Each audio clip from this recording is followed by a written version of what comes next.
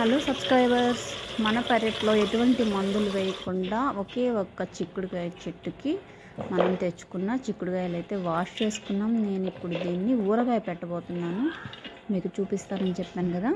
అలాగే ఫస్ట్ అయితే నీట్గా వాష్ చేసుకొని డ్రై క్లాత్లో మొత్తం తుడుచుకొని తడి లేకుండా ఆరబెట్టుకోవాలి. అలాగే ఇప్పుడు మనం ఒకవేళ పురుగు ఉంటుందని ఏమన్నా డౌట్ ఉంటే రెండుగా చేసుకోవచ్చు, చిక్కుడుకాయని ఓపెన్ చేసుకోవచ్చు. మా చెట్టుకి అయితే ఎటువంటి పురుగు లేదు కాబట్టి నేను కాయ అలానే వేస్తున్నాను. ఇప్పుడు వీటిని డీప్ ఫ్రై చేసి పక్కన పెట్టుకొని చింతపండు గుజ్జు నేను హాఫ్ కేజీ చేసుకున్నాను. హాఫ్ కేజీకి 100 గ్రామ్స్ కంపల్సరీ చింతపండు పేస్ట్ అయితే పడుతుంది.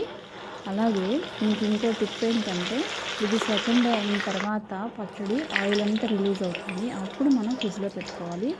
కనీసం మనకి 10-15 డేస్ ఉంటుంది. చూడండి, సరిపోని సాల్ట్ చింతపండు ఉంటేనే ఉంటుంది, లేకుంటే బూజు వచ్చేస్తుంది. ఇప్పుడైతే పోపు పెడుతున్నాం.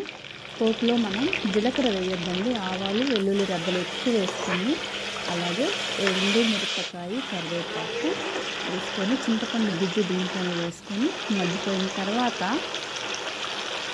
కారము ఒక 4 స్పూన్స్ అయితే పడుతుందండి.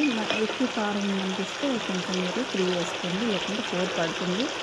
తర్వాత అలాగే సాల్ట్ అండి, సాల్ట్ కూడా చూసుకొని వేసుకోండి. కూరగాయ కాబట్టి కొంచెం ఉప్పు పడుతుందండి. ఆ తర్వాత మనం చిక్కుడుగా వేసుకున్నాం కదా, అది దీనిలో యాడ్ చేస్తాము. ఇది బాగా కిందికి మీద కలిపేసేసుకొని పులుసు అంతా చింతపండు అంతా మగ్గిపోయింది కదా, కలుపుకున్న తర్వాత లాస్ట్ స్టవ్ ఆఫ్ చేసినాక కొంచెం ఒక హాఫ్ స్పూను మెంతిపిండి వేసుకుంటే బాగుంటుందండి. ఇంకా అయితే మనకి రెడీ అయిపోయింది పికిల్.